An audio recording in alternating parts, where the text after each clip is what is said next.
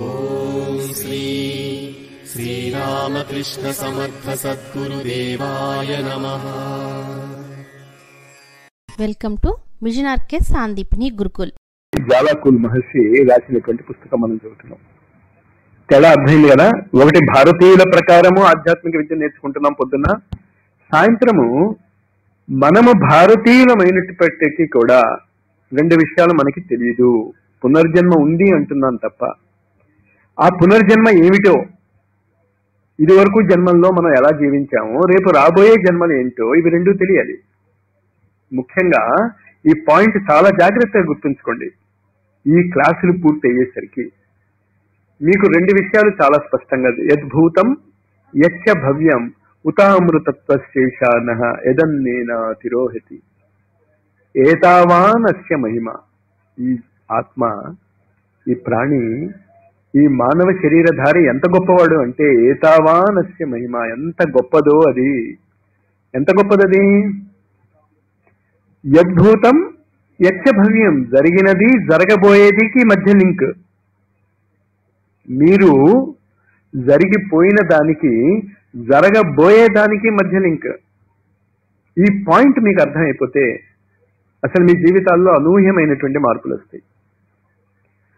ఈ రోజు కిందటి వరకు ఏం జరిగిందో, రేపు ఏమి జరగబోతోన్న దానికో ఈ రోజు లింక్. ఈ రోజు లింక్ అది. మనకి కిందటి రోజుల్లో ఏం జరిగిందో తెలియదు, జీవించాం మనం. ఏం జరిగిందో మనకి తెలియదు, ఏం చేస్తే ఏమవుతుందో తెలియకుండా బెనారస్లో ఉన్నప్పుడు నాకు అదొక సెంటర్ ఉంది. ఇక్కడ ఏం సెంటర్ అది? శంకర విలాస్ సెంటర్ లాగా. అక్కడ గదోలియా అని ఒక సెంటర్ ఉంది. ఆ సెంటర్లో నేను, నా స్నేహితుడు లాల్ అనేటటువంటి వాడు ఒక నవలలు ఇచ్చేటటువంటి షాప్ దగ్గర కూర్చునేవాళ్ళం. జవహర్ లాల్ అని షాప్ దగ్గర కూర్చునేవాళ్ళం, కబుర్లు చెప్పుకుంటాం. మాట్లాడుతున్నాను నేను, ఎవరికో నా కాలు తగిలింది కాబోలు. నాకు తెలియదు తగిలిందని కూడా. మాట్లాడుకుంటున్నా, నవ్వుకుంటున్నా, కేరింతలు కొట్టుకుంటున్నాను. ఒక గంట తర్వాత వాడు వచ్చాడు కత్తి పట్టుకుని. కాశీలో ఇది చాలా సహజం, చంపేస్తాను నేను అన్నాడు. గుండా వాడవుడు.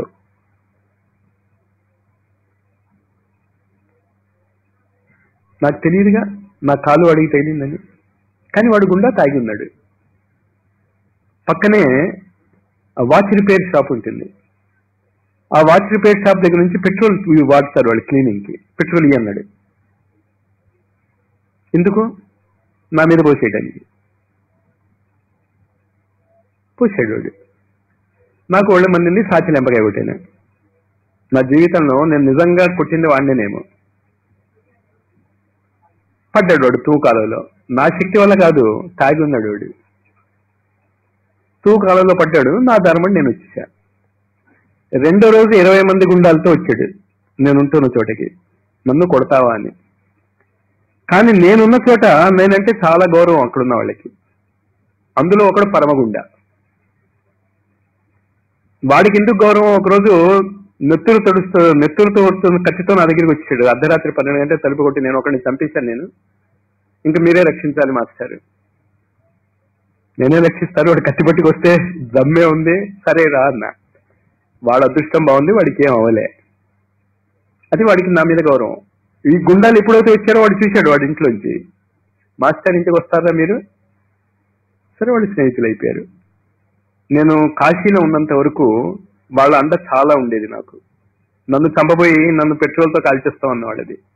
యద్భూతం యచ్చ భవ్యం. ఇంతకీ సంఘటన ఎందుకు చెప్పాను అంటే, నాకు తెలియకుండానే ఒకడికి కాలికి తగిలింది నా కాలు. వాడు అవమానం ఫీల్ అయ్యాడు, చంపేపోయాడు వాడు నన్ను ఆ రోజు. నెక్స్ట్ డే ఏమైంది? ఆ చంపబోతానన్నవాడే నాకు కాశీలో 3 ఏళ్ల పాటు చాలా అండగా జీవించాడు. చాలా చాలా. ఎందుకంటే కాశీలో ఇది చాలా మామూలు, అందుకే మీకు తెలియదు. నేను అలాంటి వాళ్ళతో కూడా చాలా తిరిగాను.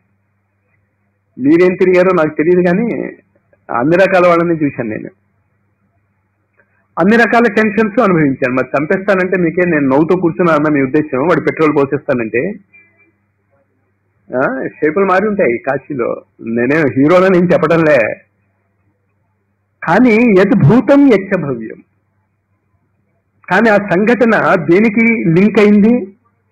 ఇంతకది మంచి జరిగిందా చెడు జరిగిందా అని ఇంతకీ ప్రశ్న అది. ఆ లింక్స్ అర్థమవుతున్నాయా మనకి? అర్థమవుతే పురుష సూక్తం అర్థమైనట్టు. ఉత అమృతత్వశేషాన, ఉత అవును కదా. ఎంత అద్భుతంగా వర్డ్ వేస్తారో వాళ్ళు మ్యాజిక్లు. ఏంటి? అమృతత్వస్య ఈశాన, అమృతత్వానికి అధిపతి నువ్వు. ఎవరు? నువ్వే. ఈ మాటలు వింటున్నటువంటి ప్రతి వ్యక్తి కూడా అమృతత్వానికి అధిపతి. యదన్నేనా తిరోహతి, అన్నం తీసుకుంటున్నాడు వాడు. అన్నం లేకుండా వీడు బతకలేడు. కానీ అమృతత్వం అంటే ఏంటి? అన్నం లేకుండా బతకగలగాలి, అంతే కదా. కానీ వీడు అన్నం తీసుకుంటున్నా కూడా అమృతత్వం వైపే వెళ్తున్నాడు. అది మీకు అర్థమవుతోందా అని పురుష సూక్తం చెప్తుంది. దానికి ఇది నాంది శ్రీ సూక్తం. ఇంతట ఆ దేవతా విజ్ఞానానికి బేసిస్ అయినటువంటి విజ్ఞానం నేర్చుకోండి అని చెప్తున్నాను. కానీ ఆ విజ్ఞానం నేర్చుకోవాలి అంటే నేను చెప్పిన కండిషన్స్ అన్నీ మీరు పాటించాల్సిందే. అందుకు మిమ్మల్ని అంత ఇన్సిస్ట్ చేసేది నేను. ఇది పాటించకుండా మీకు ఈ విద్య రావాలంటే ఎలా వస్తుంది? క్యాలిక్యులేటర్ ఉపయోగించుకోవడం చేత కానీ వాడు కంప్యూటర్ ఉపయోగించుకుంటాడు. ఎక్కాలు రానివాడు లెక్కలు ఏం చేస్తాడు? సంస్కృతం రానివాడు వేదాలు ఏం చదువుకుంటాడు? నేను చెప్పినటువంటి సూత్రాలు, మౌనము, ఆజ్ఞాచక్రం మీద జీవించటం అన్నది చెయ్యండి. మీరు ఇక్కడ కూర్చోండి రాత్రి పగలు. ఎప్పుడు కూర్చోవాలి? ఇంట్లో బాధ్యతలు లేకపోతే.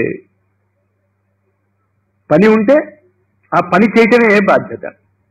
చెప్పులు కుట్టేవాడు రైదాస్, కాశీకి వెళ్తున్నారు, చాలా భక్తుడు. మీరాబాయికి గురువు రైదాస్. మీరాబాయి ఎంత గొప్పదో తెలుసు కదా. ఈయనేమో చెప్పులు కుట్టేవాడు. మీరాబాయి ఎవరు? మహారాణి. చెప్పులు కుట్టేవాడు మహారాణి గురువు. వెళ్తున్నారు వీళ్ళు కొంతమంది. ఆ రాజస్థాన్లో మేవార్ అనుకుంటా ఈవిడ ఉండే ఊరు, రైదాస్ ఉండేది. అక్కడ నుంచి కాశీకి వెళ్తున్నారు గంగా నదిలో స్నానం చేయాలని. ఈయన వస్తానన్నాడు. అప్పుడు చెప్పులు కుట్టడం అంటే ఇలా వెళ్ళి కొనుక్కోవటం ఏం కాదు కదా, చాలా టైం పట్టేది. ఈయన అనుకున్న టైంకి చెప్పులు కుట్టలేదు. అంచేత నేను కాశీకి రాను, నేను చెప్పులు కుట్టుకోవాలి అన్నాడు. ఏం చేయాలి? ఆయన కాశీకి వెళ్ళట చెప్పులు కుట్టుకోవాలి. బాధ్యత. మీరు అదే అర్థం చేసుకోండి. మీ బాధ్యత ఏమిటి? అది మీరు కరెక్ట్ గా చేసుకోలేకపోతే మహారాణికి గురువు అవ్వలేరు మీరు. మీ బాధ్యతలు మీరు నిర్వర్తించకుండా దయచేసి ఆధ్యాత్మిక జగత్తులో ప్రవర్తిస్తాం అనకండి. మరి బాధ్యతలు తీరేక ప్రవర్తిస్తామంటే బాధ్యతలు తీరేక చెప్పేవాడు దొరకడు మీకు. మీ బాధ్యతలు తీరేంత వరకు గురువు ఉండద్దు చెప్పగలిగేవాడు. మరేం చేయాలి? ప్లానింగ్.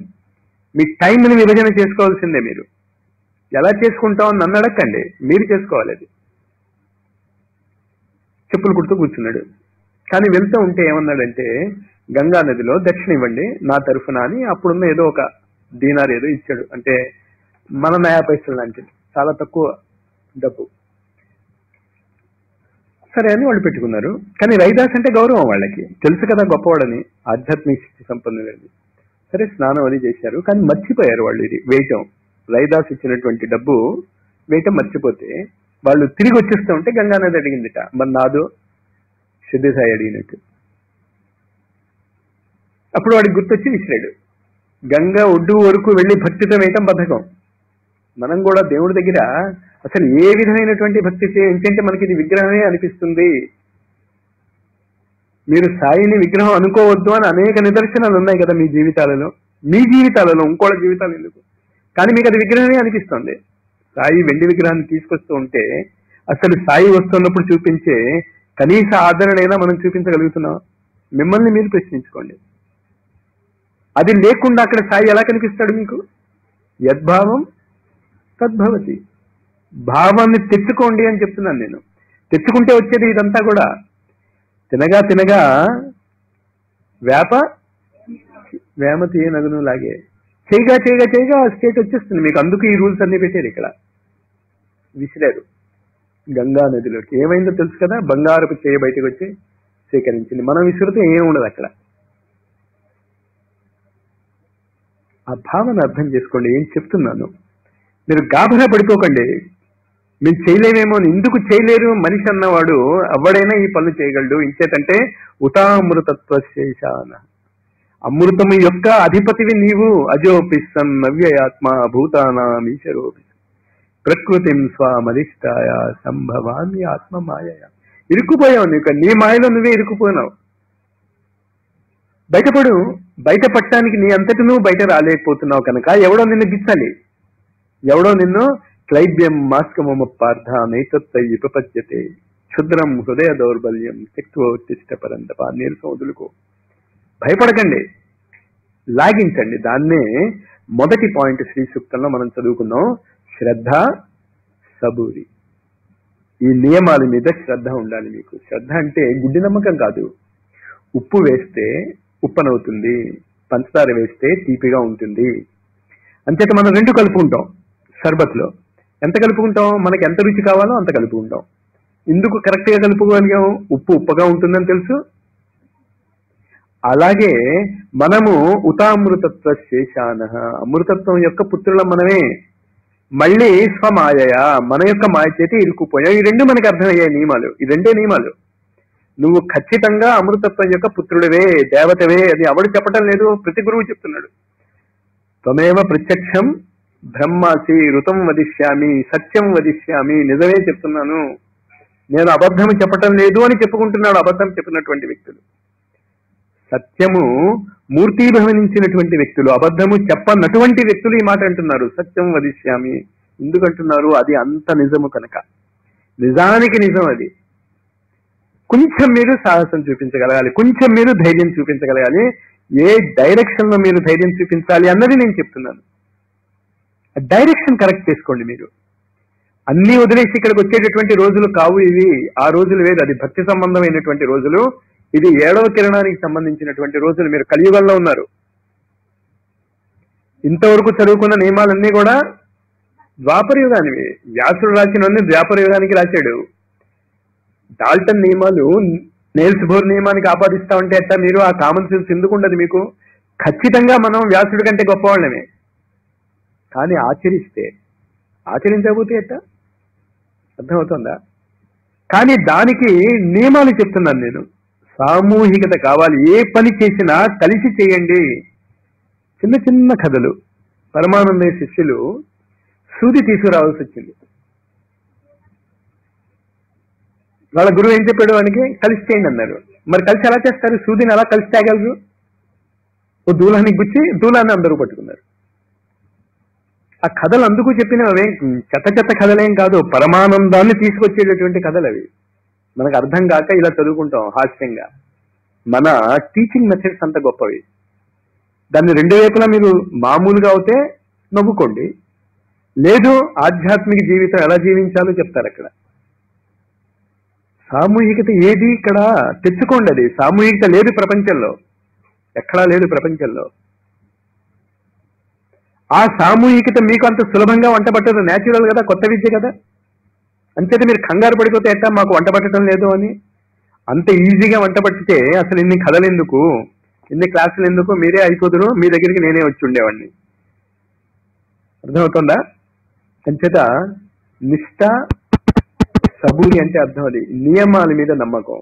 అమృతత్వ ఈశాన అజోపి సన్ నవ్యయాత్మ భూతానామీశ్వరోపి సన్ ప్రకృతిం స్వమధిష్టాయ సంభవామి ఆత్మ మాయయ. నువ్వే ఇరుక్కున్నావు, నువ్వు బయటపడలేకుండా ఉన్నావు అనేగా అందరూ చెప్పేది. బయటపడండి. బయట ఎలా పడతాం? దానికి మెథడ్స్ అంతా కూడా. రెండో మెథడ్ ఏం చెప్పాడు అంటే, గురువు ఎవరు, ఏ వ్యక్తి ఇది చెప్తున్నాడు అన్న దానికి మీరు ప్రాముఖ్యత ఇవ్వకండి. కామన్ సెన్స్, లాజిక్ ఉపయోగించండి. రోజులు మారే. ఇదివరకు ఏం చెప్పేవాళ్ళు, గురువు చెప్పింది చేయండి అనేవారు. ఇప్పుడు ఏం చెప్తున్నారు, గురువు చెప్పింది కాదు చేయాల్సింది, గురువు దానికి కారణం చెప్పాలి. ఈ కారణం వల్ల నేను ఇది చెప్తున్నాను. అది సబూగా అనిపిస్తే, లాజికల్ గా అనిపిస్తే. ఇదివరకటి పెద్దలు, శ్రీకృష్ణుడు కూడా ఏం చెప్పేవాడు ఎప్పుడైనా, ఇలాగా పెద్దలు చెప్పారు, కవయో వదంతి. ఇదివరకు మహాత్ములు ఇలా చెప్పారు, నేను కాదు చెప్పేది ఇది. నేను కేవలము ఆ పరంపరలో ఒక వ్యక్తిని, మీరు కూడా ఆ పరంపరలో వ్యక్తులే అవుతారు. అందరూ కూడా చివరికి ఆ పరంపరలోని వ్యక్తులే అవుతారు. ఏవం పరంపరా ప్రాప్తం ఇమం రాజర్షియో. పరంపరతో వచ్చేటటువంటి దాన్ని గుర్తుంచుకోండి. వ్యక్తికి ప్రాముఖ్యత ఇవ్వవద్దు ఎప్పుడు కూడా. చెప్పిన దానికి ప్రాముఖ్యత ఇవ్వండి. కానీ ఒక వ్యక్తి దగ్గరే నేర్చుకోండి అని ఎందుకు చెప్తున్నావు అంటే, నేను ఒకలాగా చెప్తా, ఇదే విషయాన్ని ఇంకోలాగా చెప్తారు. ఇదే విషయాన్ని, ఇదే పుస్తకాన్ని, రెండు రైతే. వాడు చెప్తున్న దారిలో మీరు వెళ్ళిపోండి, వీడు చెప్తున్న దారిలో అయినా వెళ్ళిపోండి. దారి నిర్ణయించుకున్న తర్వాత దారి తప్పుకోవద్దు, లేకపోతే ఎక్కడికి వెళ్ళలేరు మీరు. పాయింట్ అది. కానీ మీరు వెళ్తున్నటువంటి దారి కరెక్ట్ అవునా కాదో 10 మందిని అడగండి ఆ దారిలో వెళ్తున్నటువంటి వాడిని. ఇప్పుడు మనకి రోడ్డు తెలీదు, వెళ్తున్నాం కారులో, ఏం చేస్తాం మనం? ప్రతి చోట కారుని ఆపుతాం, అడుగుతాం బాబు అక్కడికి వెళ్ళాలి, మేము ఎలా వెళ్ళాలి? ప్రతి చోట మీరు కరెక్షన్స్ ఇచ్చుకుంటూ ఉండండి. ఇది రెండో పాయింట్. మొదటి పాయింట్ నిష్ఠా సబూరి, రెండోది వ్యక్తి ముఖ్యము కాదు, వ్యక్తి చెప్తున్నటువంటి జ్ఞానము ముఖ్యము. మూడోది ఏం చెప్పాను? పెరుగుతూ ఉంటాయి. అంచేత ఇంత జ్ఞానం మీకు వస్తున్నప్పుడు దానికి తగినటువంటి ఆచరణ లేదనుకోండి, నాకు చాలా చికాకుల్లో పడతారు. ఆచరణ కావాలి. ఆచరణ ఏ యాంగిల్లో చేయాలో చెప్తూనే ఉన్నాను కదా, అవి ఆచరించండి. మీరు మళ్ళీ మళ్ళీ వారం అంతా ఇవాళ చెప్పిన టేపు వినమనేది అందుకు మీకు అనిపిస్తుంది, మీకు వినిపించింది అర్థమైందని. మీరు మళ్ళా వింటే మీకు తెలుస్తుంది కొత్త యాంగిల్లో ఆ విషయాలు. ఈ 3 పాయింట్స్ అర్థమే కదా. నిష్ఠా సబూరి, గురువు ముఖ్యం కాదు, జ్ఞానం ముఖ్యము. జ్ఞానం తెలిసిన తర్వాత ఆ జ్ఞానాన్ని ఆచరించకపోతే, అక్కడ రాసుకున్నారు కదా, విన్నదాన్ని ఆచరించకపోతే అజ్ఞానమే. అది మీకు తెలిసినా తెలియకపోయినా ఒకటే. దీని తర్వాత ఏం చెప్పాను నేను? ఇది చేయటం వల్ల మీకు 4 రకాలైనటువంటి ప్రాబ్లమ్స్ సాల్వ్ అవుతాయి. మొట్టమొదటి ప్రాబ్లం ఏంటి అంటే స్పిరిచువల్ మనోవిజ్ఞానము, ఆధ్యాత్మిక మనోవిజ్ఞానం మీరు నేర్చుకుంటారు. ఆధ్యాత్మిక మనోవిజ్ఞానం నేర్చుకున్న వాడికి ఇంకో 2 మనోవిజ్ఞానాలు స్వతహాగానే వస్తాయి. Emotional psychology, mental psychology. ఈనాడు ఫారిన్ కంట్రీస్ లో అక్కడ ఇమోషనల్ అండ్ మెంటల్ సైకాలజీ మీద విపరీతమైనటువంటి రీసెర్చ్ జరుగుతుంది. ట్రాన్స్ పర్సనల్ సైకాలజీ అని అద్భుతమైనటువంటి పుస్తకాలు రాస్తున్నారు మెంటల్ మేకప్ మీద. కానీ దాన్ని మించినటువంటి సైకాలజీ భాగవతం. ఇంకోటి గుర్తుంచుకోండి, ఆధ్యాత్మిక మనోవిజ్ఞానం తెలుసుకున్న వాడికి ఇమోషనల్ సైకాలజీ, మెంటల్ సైకాలజీ సహజంగానే వాడికి వచ్చేస్తాయి, వాడు వేరుగా నేర్చుకోక్కర్లేదు. నెంబర్ 1. రెండోది ఏంటి అంటే స్పిరిచువల్ సైకాలజీ ఆటోమేటిక్గా వస్తుంది. రెండో పాయింట్ ఏం చెప్పాను అంటే సోల్, ఆత్మ బ్రహ్మాండానికి సమన్వయం ఎలా ఉంటుంది, వాడిలో ఉన్నటువంటి శరీరాలు ఏమిటి. భౌతిక శరీరము గురించి మాత్రమే తెలుసున్నటువంటి డాక్టర్కి మీరు ఎంత ప్రాముఖ్యత ఇస్తున్నారు? మన జీవితాలలో వాడు డాక్టరు అంటే మీకు ఎంత మర్యాద ఇస్తారు మీరు? అలాంటిది మనలో ఉన్నటువంటి 7 శరీరాల యొక్క డాక్టరు మీరు అవుతారు. సిద్ధి సాయి, మన గురుసత్తా, మన భౌతిక జీవితంలో యోగులు అనేటటువంటి వాళ్ళందరూ కూడా 7 శరీరాల గురించి వాడికి తెలుసు. మీకు ఆ జ్ఞానం వస్తుంది ఈ క్లాసులు అటెండ్ అవటం వల్ల. ఇంకోటి ఏంటి, ఆ అతీంద్రియ శక్తుల్ని సులభంగా జాగృత, అణిమ, లఘిమ, మహిమ, ప్రాప్తి, ప్రాఖ్యామ్య, ఇవి 8 రకాలైనటువంటి సిద్ధులు ఉన్నాయి. వాటిని అష్టలక్ష్ములు అని అక్కడ మనం పెట్టుకుందాం. ఈ అష్ట ప్రకృతులని భగవద్గీతలో చెప్తూ ఉంటాడు. ఇవన్నీ కూడా డేంజర్ లేకుండా మీలో వికసిస్తాయి, మీకు తెలియకుండా వస్తాయి ఆ శక్తులు. అది అర్థం చేసుకోండి. డేంజర్ లేకుండా అంటే అర్థం అది మీరు అది కావాలి అని కోరుకోరు. ఈ క్లాసుల్లో చెప్పిన విషయాలను ప్రాక్టీస్ చేస్తుంటే వింటే రాదు. నా మాట వింటే బాగుపడతా అన్నాడు అనుకోండి ఎవరితోనైనా, నేను చాలాసార్లు చెప్తాను, వింటే బాగుపడితే అంటే వింటే బాగుపడతాడా? వింటే అంటే అర్థం ఆచరించమని, వింటాం కాదు. ఆ మాట మీరు అంటారా అనరా? ఇక్కడ అదే అంటున్నారు. మీరు వింటే అంటే అర్థం, వింటే అంటే దాన్ని మీరు ఆచరిస్తారని. పిండాండ బ్రహ్మాండ సమన్వయము, ఆధ్యాత్మిక మనోవిజ్ఞానము, చేతనత్వ విజ్ఞానము, 4వది అతీంద్రియ శక్తుల యొక్క జాగరణ. ఇదంతా జరగటానికి 3 రకాలైనటువంటి వ్యక్తులలో మీ స్థాయి ఏంటో తెలుసుకుని ఆ స్థాయి నుంచి ఇంకాస్త పై స్థాయికి ఎదగండి. మొదటి స్థాయి ఏంటి అంటే ఇదేదో బాగానే ఉంది, మాకు వినటానికి అభ్యంతరం లేదు. ఆ స్థాయి వాళ్ళు ఎక్కువ మంది భారతీయులు ఆ స్థాయి వాళ్ళు. ఏదో అతీంద్రియ శక్తులు ఉన్నాయి, ఆత్మ ఉంది, పిండాండం ఉంది, బ్రహ్మాండం ఉంది, 7 శరీరాలు ఉన్నాయంటే పోవా 7 శరీరాలు ఎక్కడున్నాయి అది చూపించు, నీకు దమ్ముంటే అనం. మనం అంటే ఏంటి, మనం ఒప్పేసుకుంటాం, సరేలే. కానీ ఒప్పేసుకున్న తర్వాత ఆ శరీరాలు గురించి వీళ్ళు చెప్తున్నది ఎలా ఉంటుంది అనేటటువంటి ఒక చిన్న కుతూహలం ఉన్నటువంటి వ్యక్తుల సమూహం మనలాంటిది. కుతూహలం, దాని మీద యావ లేదు, తపం లేదు, ఇది నేర్చుకు తీరాలని ఏం లేదు. బాగానే చెప్తున్నారు, ఒక్కసారి అలా చూద్దాంలే ఏమవుతుందో. అది ఒక ఫస్ట్ స్టేజ్, కుతూహలం ఉన్నటువంటి వ్యక్తులు. రెండోదటువంటి వ్యక్తులు ఆస్పిరెంట్స్ అండ్ డిసైపుల్స్, సాధకులు శిష్యులు. సాధకులు శిష్యులుగా మారుతారు. సాధకుల స్థితిలో మనలో చాలా మంది ఉన్నారు, అనేక జన్మలు బట్టి అక్కడే ఆగిపోయాం. సాధకులమే తప్ప శిష్యులుగా మనం మారలేదు. ఎలా చెప్పగలం? మీ గురువు మీకు సూక్ష్మ జగత్తులో కనిపించి నీ గత పూర్వజన్మలు, రాబోయే పూర్వజన్మలు, 3 జన్మలు చెప్తేనే మీరు శిష్యులు. అంతవరకు మీరు శిష్యులు కారు. గుర్తుంచుకోండి, అది శిష్యరికం అంత ఈజీగా ఏం వచ్చేది.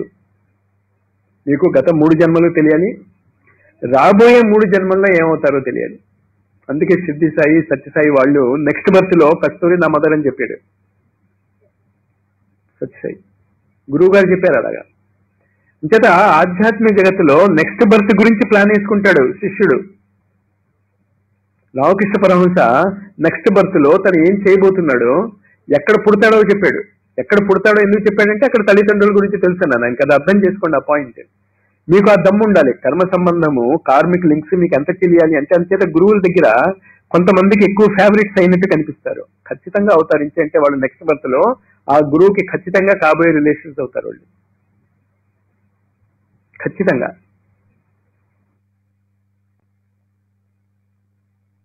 పునర్బంధం లేకుండా జత పరంపర ఉండదు. అందుకని ఎవరి దగ్గర అవుతారు, ఎవరు దూరం అవుతారు అనేటటువంటి పిచ్చి ప్రశ్నలు మీరు వేసుకోకండి. మీకు ఆ హక్కు లేదు, మీకు తెలియదు. కానీ అది తెలియని వాళ్ళల్లోంచే మళ్ళా ఆ గురువు తన తల్లిదండ్రుల్ని, అన్నదమ్ముల్ని ఎన్నుకోవాలి. అవునా? తెలిసిన వాళ్ళ దగ్గర ఆ గురువు పుట్టాల్సిన అవసరమే లేదు. అంచేత గురువుకి తెలుస్తుంది ఎవరిని ఎన్నుకుంటున్నాడు. ఆ చుట్టుపక్కల ఉన్న వాళ్ళకి మాత్రం తెలియదు. దేనికి ఎన్నుకుంటున్నాడో కూడా తెలియదు. వాడు చెప్పడు కూడా. చెప్పాడు అంటే ఖచ్చితంగా ఏదో మోసం ఉందని అర్థం చేసుకోండి. అది ఇంచేత రాజవిద్య, రాజగుహ్యం, కింగ్లీ సీక్రెట్ అని చెప్పి మీకు అలా తెలిసిపోతూ ఉంటే ఇంకా అదేం విద్య, అదేం రాజవిద్య. మీకు అసలు కృష్ణుడు లాంటి వాడు ఇది రాజవిద్య అని చెప్పినప్పుడు, లలితా సహస్రనామాల్ని అగస్త్యుడు అనేటటువంటి వాడు, అంతటి వాడు హయగ్రీవుడు లాంటి వాడు ఇది రహస్యనామాలు అని తెలిసాక ఆ రహస్యాన్ని నేను విప్పి చెప్తున్నాను అని ఎవడైనా రాస్తే పుస్తకం,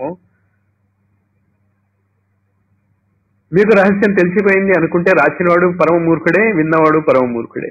నీకేం అర్థం కాలే. ఇంచేత రహస్యం అర్థమైపోయినటువంటి వాడికి మ్యాజిక్ లేదు. తెలుసా? రోడ్డు మీద మ్యాజిక్లు చూపిస్తుంటాడు. ఎంత ఆశ్చర్యపోతాం. నాకు బాగా గుర్తుంది, కాశీలో ఒకసారి నేను వెళ్తున్నాను, ఓ ప్లాస్టిక్ డబ్బా నుంచి ఇలా తీసాడు మూత. ఏమీ లేదు కదా అన్నాడు. మళ్ళా పెట్టాడు, మళ్ళా తీసాడు, అందులో గుడ్డు ఉంది. ఎంత ఆశ్చర్యం. 20 రూపాయలు ఇది, ఇదైతే నువ్వు చేయగలవు అన్నాడు. తర్వాత పక్కకి తీసుకెళ్ళి చూపిస్తే నేను ఎంత బాధపడ్డాను, దీనికి 20 రూపాయలా అని. ఏం చేశాడు వాడు? ఆ మూతలోనే ఒక గుడ్డు ఫిట్ అయి ఉంది, ఆకృతి. తీస్తున్నప్పుడు ఆ గుడ్డు కూడా బయటకు వచ్చేస్తుంది ఖాళీ. రెండోసారి తీస్తున్నప్పుడు స్క్రూ తిప్పుతున్నాడు వాడు.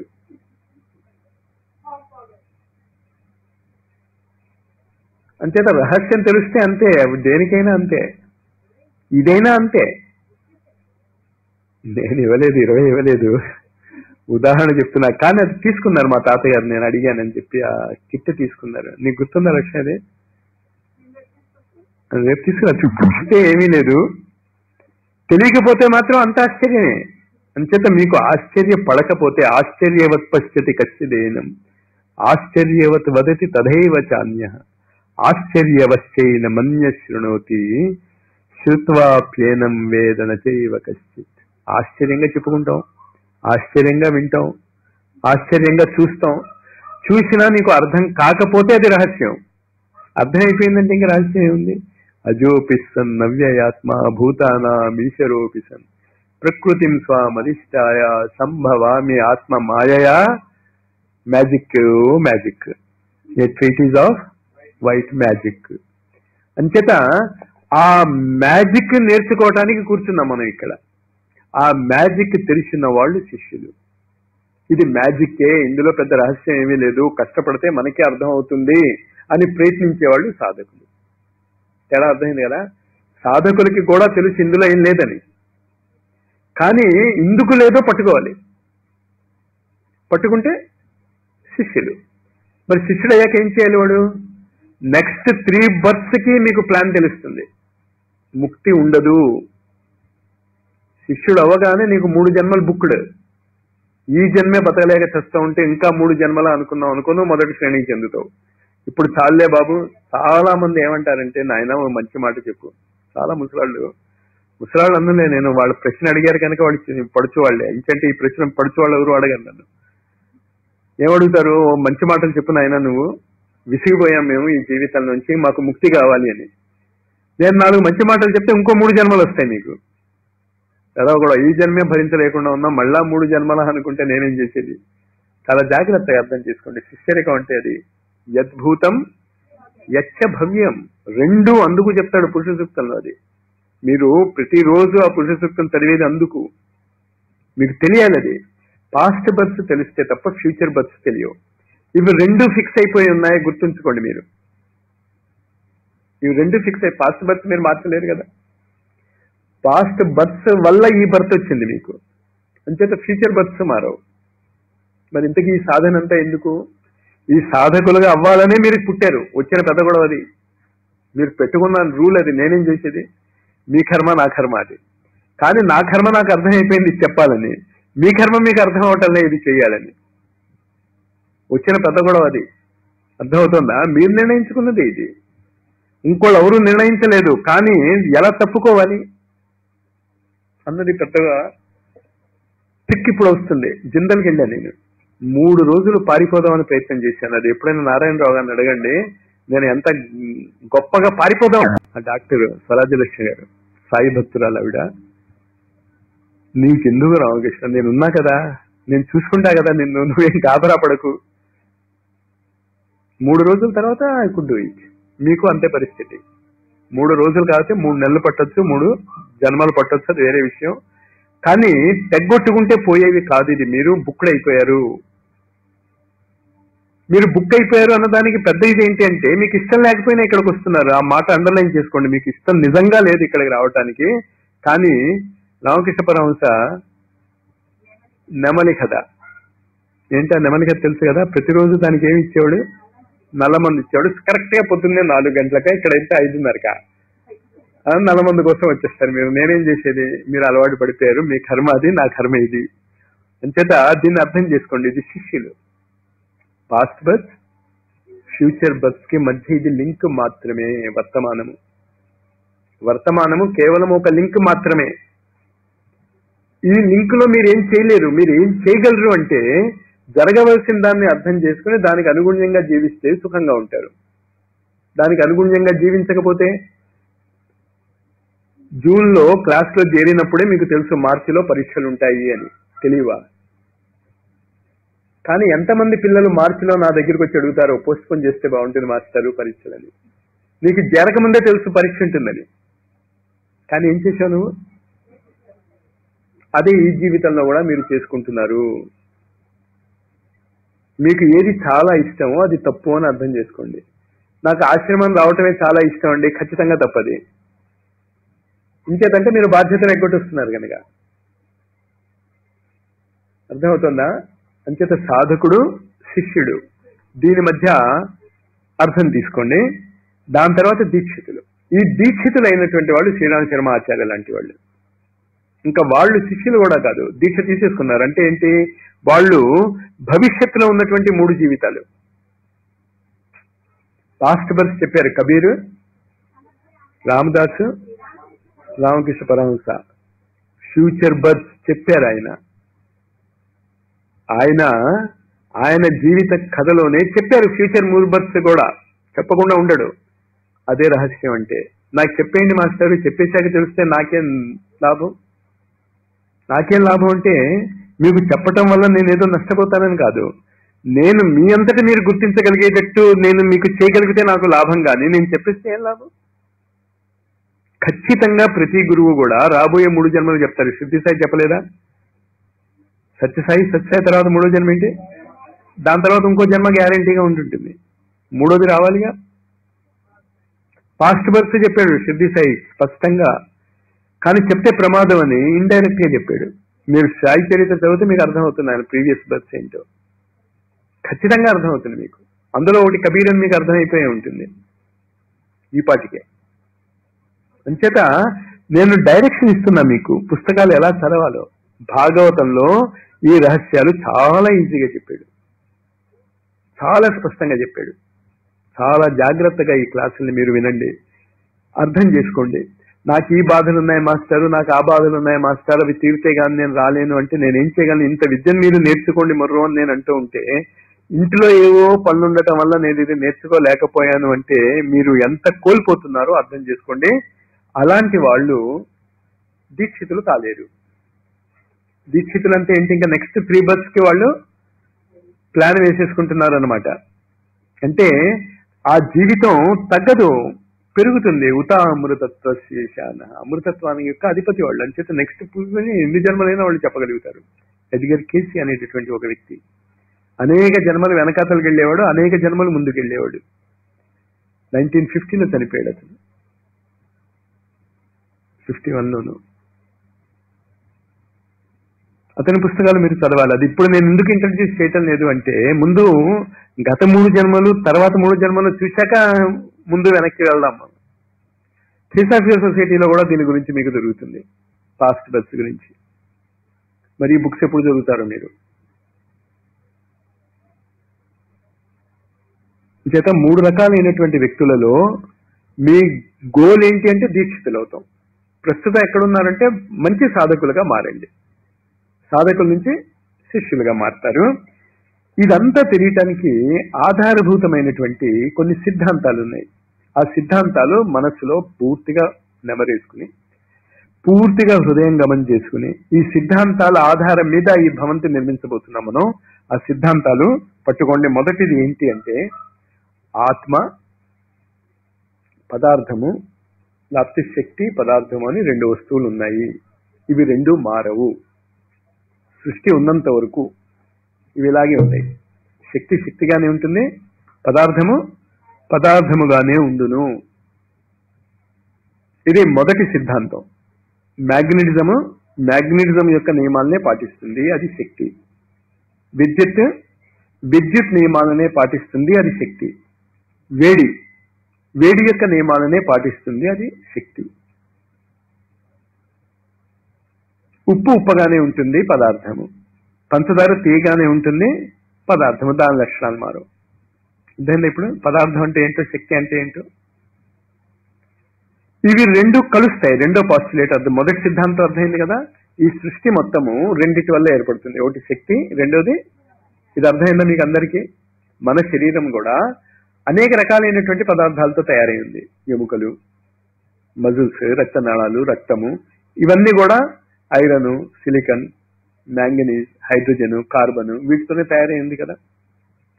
తమాషా ఏంటంటే, మన శరీరంలో ఉన్నటువంటి మొత్తం పదార్థాన్ని కనుక వేరు చేస్తే దాని ఖరీదు రూపాయి దాటదు. మన శరీరంలో ఉన్నటువంటి కార్బన్, మన శరీరంలో ఉన్నటువంటి హైడ్రోజన్, మన శరీరంలో ఉన్నటువంటి కాల్షియం, మన శరీరంలో ఉన్నటువంటి బంగారం కూడా మన శరీరంలో ఉంది.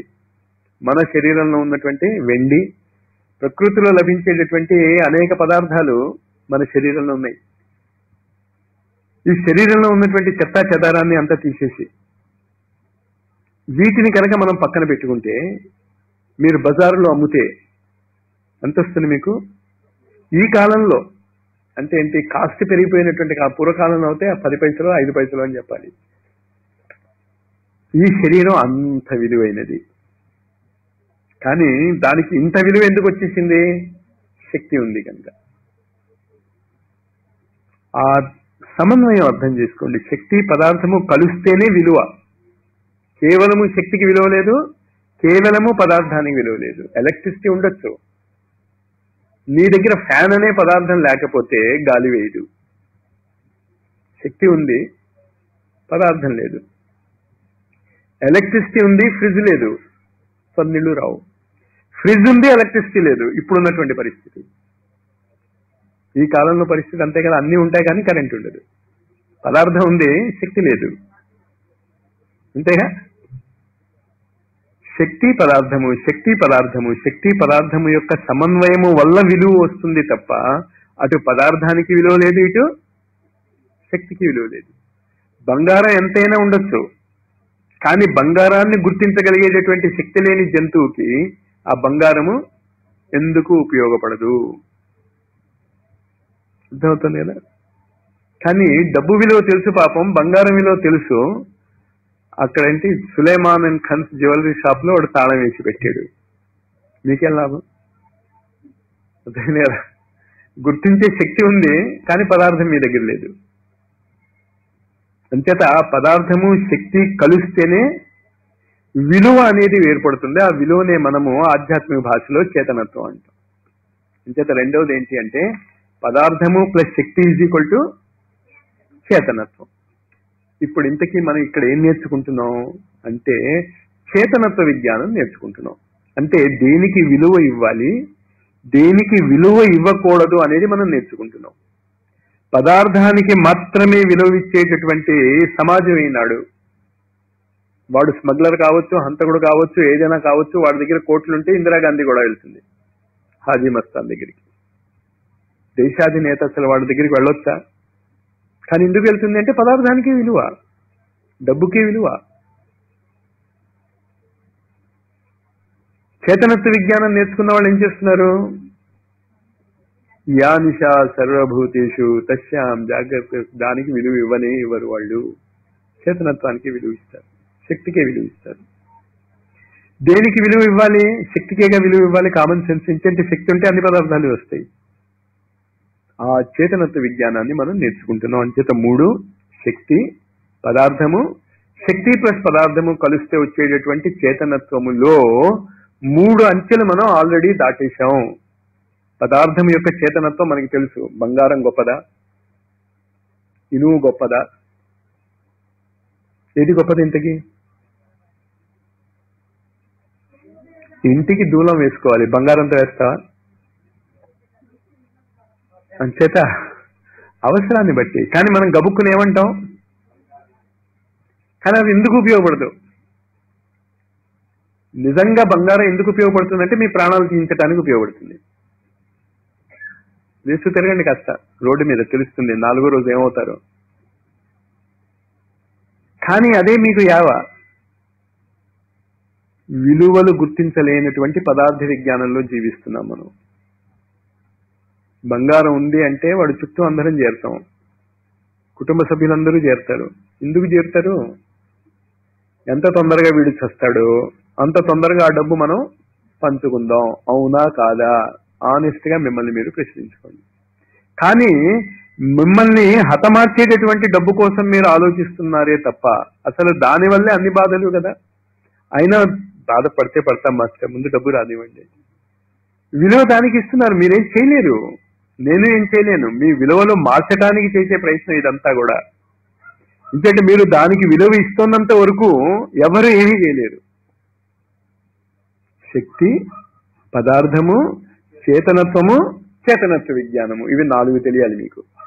అది ఈ పుస్తకంలో నేర్చుకుంటారు మీరు. శక్తి ఎలా పనిచేస్తుందో, శక్తి పదార్థం మీద ఎలా పనిచేస్తుందో, శక్తి పదార్థం యొక్క ఇంటరాక్షన్ లో ఖనిజ జగత్తు ఎలా ఏర్పడుతుందో, వృక్ష జగత్తు ఎలా ఏర్పడుతుందో, జంతు జగత్తు ఎలా ఏర్పడుతుందో తెలుసుకుందాం. మనం తెలుసుకుని జంతువుల వలె మాత్రమే మనం ప్రవర్తించగలుగుతున్నాం. మనుషుల్లాగా ఇప్పటికీ మనం ప్రవర్తించటం లేదు. ధర్మో హితేష మరికో నరాణ. ధర్మం గురించి తెలిస్తేనే మనం మానవులు, ధర్మం గురించి తెలియనంత వరకు మనం జంతువులమే అన్నటువంటి ఆ నిజాయితీ మీరు తెలుసుకోవాలి. మిమ్మల్ని మీరు కించపరచుకోవడం కాదు. అవును, నేను ఆ స్థితిలో ఉన్నాను, జంతు స్థాయిలోనే ఉన్నాను. ఇంచేత ఆహార నిద్ర భయమైధునంచ సామాన్యమే తత్ పశుభి నరాణం. ఇది కాకుండా మనం ఏం జీవిస్తున్నాం? ఆహారం. చెప్పాగా మా స్నేహితుడు ఒకతను, ఏదో ఈ 3 మానేస్తే రామకృష్ణకి జీవితం ఎందుకు అన్నాడు. మీలో కూడా చాలా మంది అలా అనుంటారు. ముందు ఇప్పుడు అంటున్నారేమో నాకు తెలియదులే. ఆహారము మందులాగా తినడం నేర్చుకోండి. రాబోయేటటువంటి రోజుల్లో డాక్టర్లు ఉండరు. మీ జీవితాల్లోనే మీరు చూస్తారు. 4-5 ఏళ్లలో చూస్తారు మీరు. ఎక్కువ టైం, 4-5 ఏళ్ళు నేను ఎక్కువ టైం ఇచ్చేసానేమో అనిపిస్తుంది నాకు. ఆల్రెడీ అమెరికాలో వచ్చేసింది అది. మొన్న మా అమలాపురంలో మా అన్నయ్య కూతురు వాళ్ళ అత్తగారు ఫారెన్ వెళ్ళి వచ్చింది. ప్రెగ్నెన్సీలో ఏదో ఇబ్బంది వచ్చింది మా అమ్మాయికి, మా అన్నయ్య కూతురికి. మా ఫారెన్లో అయితే దీనికి పళ్ళతోనే రోగ నివారణ చేస్తారు కానీ మందు ఇవ్వరు అంది. అదేగా నేను చెప్తున్నాను. అది ఆల్రెడీ అక్కడ వచ్చేసింది. మీరు చాలా జాగ్రత్తగా గుర్తుంచుకోండి. మీరు చాలా చాలా చాలా వెనకబడి ఉన్నారు. కానీ మీకున్నటువంటి ఏకైక అదృష్టం ఏంటంటే ఈ విద్య ఉంది ఇంకా మీ దగ్గర. ఇది ఇంకా వాళ్ళ వరకు వెళ్ళలేదు. నేను ఆ ప్రయత్నం చేస్తున్నా వాళ్ళ వరకు తీసుకెళ్ళిపోవటానికి చేతనత్వ విజ్ఞానాన్ని. ఒకవేళ ఈ విజ్ఞానం కూడా అక్కడికి వెళ్ళిపోతే మీరు అక్కడికి వెళ్ళాల్సి వస్తుంది. మీ దగ్గరికి వాళ్ళు రారు. వెళ్ళే ప్రమాదం ఉంది కూడా. అదే నేను చెప్పేది ఇక్కడ. కానీ గురువుల మీద నాకు ఒక పిచ్చి నమ్మకం. వాళ్ళు చెప్పారు ఏంటంటే ఖచ్చితంగా భారతదేశమే జగద్గురు పీఠం వహిస్తుందని. కానీ నాకు చాలా అనుమానం. ఈ గురువులకి ఏంటంటే కొన్ని విషయాలు అర్థం కావు పాపం. వాళ్ళు గురువులు కదా. భారతదేశం అంటే వాళ్ళ దృష్టి ఏంటి అంటే భగవంతుడి మీద ప్రీతి ఉన్నటువంటి వ్యక్తులు అని అనుకుంటున్నారేమో అని నా డౌట్. మీరేమనుకుంటున్నారంటే గుంటూరులోంచి ఈ సప్తఋషి ఆశ్రమంలోంచి వస్తారేమో అని. అవునో కాదో మీరు నిర్ణయించుకోవాలి. కానీ ఆహారము ద్వారా రోగ నివారణ అనేది చాలా కామన్ అయిపోయింది. విదేశాల్లో మందులు అసలు ఎవడు వాడటంలే. మిమ్మల్ని అందుకు డైట్ సెంటర్ పెట్టుకోమని నేను అంత తీవ్రంగా ప్రయత్నించేది. కానీ నాకు టైం లేదు. నన్ను దయచేసి అందులో ఎనికించకండి. మీరు పెట్టుకోగలిగితే దానికి కావలసినటువంటి మెటీరియల్ మీరు తీసుకోవచ్చు. ఏ బాధ వచ్చినా కూడా నీళ్లతో కానీ ప్రాణాయామంతో కానీ ఆసనాలతో కానీ, ప్రాణాయామం అంటే వాయువు అంతే కదా, లేకపోతే ఆకాశము. ఆకాశం అంటే ఉపవాసం. ఆకాశంతో కానీ ఈ పంచతత్వాలతో మీరు మీ రోగాన్ని నివారణ చేసుకోవచ్చు. ఆ విద్య అంటే పదార్థ విజ్ఞానం యొక్క పరాకాష్ఠ అది. పంచతత్వాలు పదార్థ విజ్ఞానం. దీన్ని కంట్రోల్ చేసేది ఏంటి? శక్తి. శక్తి పదార్థం రెండు కలిస్తే ఏమొస్తుంది? చేతనత్వం. ఆ చేతనత్వ విజ్ఞానం నేర్చుకుంటాం మనం. శక్తి గురించి తెలుసుకుంటాం, పదార్థం గురించి తెలుసుకుంటాం. పదార్థము ప్లస్ శక్తి కలిస్తే ఏమవుతుంది? తులసి తింటే ఏమవుతుంది? ఏమైంది తులసి చెట్లో? శక్తి ఉంది, పదార్థం ఉంది. కాల్షియం, మెగ్నీషియం, ఇవంతా ఏంటి? శక్తి ప్లస్ పదార్థము. శక్తి ప్లస్ పదార్థము. మెగ్నీషియంకు ఉన్నటువంటి లక్షణాలు కాల్షియంకి లేవు. కాల్షియంకు ఉన్నటువంటి లక్షణాలు ఐరన్కి లేవు. నెత్తురు తక్కువగా ఉంటే కాల్షియం తినాలా, ఐరన్ తినాలా? తెలుసు కదా మీకు. అంచేత ఐరన్ లో నెత్తురుకి ఎఫెక్ట్ ఇచ్చేటటువంటి శక్తి ఉన్నది. క్రాంప్స్. క్రాంప్స్ అంటే తెలుసు కదా మీకు. నరాలు పట్టుబట్టం, ఇలా ఇలా అవటం, స్పాజమ్స్ అంటాం. కడుపు నొప్పి అది వచ్చినప్పుడు చూడండి, ఒకసారి అలా నొప్పి ఎక్కువ అయిపోతుంది, మళ్ళీ అలా వదిలేస్తుంది. ఇది మెగ్నీషియం ఉంటే శరీరంలో రాదు. అంచేత మెగ్నీషియం యొక్క శక్తి ఏంటి అంటే కండరాల యొక్క సంకోచ వ్యాకోచాలని ఆపుతుంది. అది పదార్థం యొక్క శక్తి. మెగ్నీషియం యొక్క శక్తి, ఐరన్ యొక్క శక్తి, కాల్షియం యొక్క శక్తి. ఇవంతా కాకుండా తులసి ఆకులో వేరే శక్తి ఉంది, కరివేపాకు ఆకులో వేరే శక్తి ఉంది. అవి నేర్చుకోండి మీరు. డైట్ అది మీరు నేర్చుకోవాల్సింది. అదే మీకు ఇక్కడ తీసుకోమని చెప్తున్నాను. తర్వాత నేను దాని మీద కాన్సన్ట్రేట్ చేయలేకపోతున్నాను. ఎందుకు కాన్సన్ట్రేట్ చేయలేకపోతున్నా అన్నది నా బలహీనతే. డైరెక్షన్ మారింది. మిగతా పనులు చేయాలి నేను. ముఖ్యంగా చేతనత్వ విజ్ఞానాన్ని ప్రపంచానికి అందించాలి. 2-3 ఏళ్లలో. 2-3 ఏళ్లలో ఈ చేతనత్వ విజ్ఞానం అందించకపోతే ఇంకోడెవడో అందించేస్తే నాకు క్రెడిట్ పోతుంది. పెద్ద గొడవది. ఎవరి స్వార్థం వాడిది. నా లాభం నేను చూసుకుంటున్నా, మీ లాభం మీరు చూసుకోండి. అంచేత ఈ చేతనత్వ విజ్ఞానం, వృక్షాల్లో ఉన్నటువంటి చేతనత్వం, జంతువులలో ఉన్నటువంటి చేతనత్వం. షిర్డీ సాయి గుర్రాన్ని పక్కన పెట్టుకున్నాడు, సత్యసాయి ఏనుగును పక్కన పెట్టుకున్నాడు, కృష్ణుడు ఆవుల్ని పక్కన పెట్టుకున్నాడు, రాముడు కోతుల్ని పక్కన పెట్టుకున్నాడు, ఎలుగుబంటిల్ని పక్కన పెట్టుకున్నాడు. అవునా కాదా? అర్థం చేసుకోండి ఎందుకు పెట్టుకున్నారో. వాళ్ళు ఉత్తినే పెట్టుకోలేదు. మనం కంప్యూటర్స్ ని వాటిని ఎలా ఉపయోగించుకుంటామో వాళ్ళు జంతువులను అలా ఉపయోగించుకున్నారు. కంప్యూటర్ ఇంకా పదార్థంతో తయారు చేయబడింది. వృక్షాల్లో చేతనత్వం ఉంది, జంతువుల్లో ఇంకా చేతనత్వం ఎక్కువ ఉంది. అంచేత మీ చేతనత్వం పెరుగుతున్న కొద్దీ పదార్థాన్ని వదిలేసి చెట్లను వదిలేసి జంతువుల్ని మీరు ఉపయోగించుకుంటూ ఉండాలి. ఈ విద్య నేర్చుకుంటాం. మొదటిది ఏంటి? శ్రద్ధ, సబూరి. చెప్పినవాడు ముఖ్యం కాదు, తెలిసిన జ్ఞానాన్ని ఆచరణలో పెట్టాలి. ఈ 3 పాయింట్స్ అర్థమే కదా. ఎలాంటి వాళ్ళు ఈ 3 ఆచరణలో పెడతారు? సాధకులు, శిష్యులు, దీక్షితులు. నేను మామూలు వాళ్ళ గురించి నేను మాట్లాడటంలే, ఇంట్రెస్ట్ ఉన్న వాళ్ళ గురించి మాట్లాడటంలే. చదువుకుంటారు, చేతనత్వ విజ్ఞానం గురించి చదువుకుంటారు. ఇది మన సిలబస్ అర్థమవుతుంది కదా. నెక్స్ట్ స్టెప్కి వెళ్దాం. మీరు గుర్తుంచుకోవాలి ఇక్కడ అకల్టిజం, రహస్యమయ విద్య అంటే ఏమిటి అనేది అర్థం చేసుకోవాలి. రహస్యము అంటే అర్థం ఏంటి అంటే మన కళ్ళ ముందు ఉంటుంది, అది తెలిస్తే చాలా సులభము, తెలియకపోతే ఆశ్చర్యం.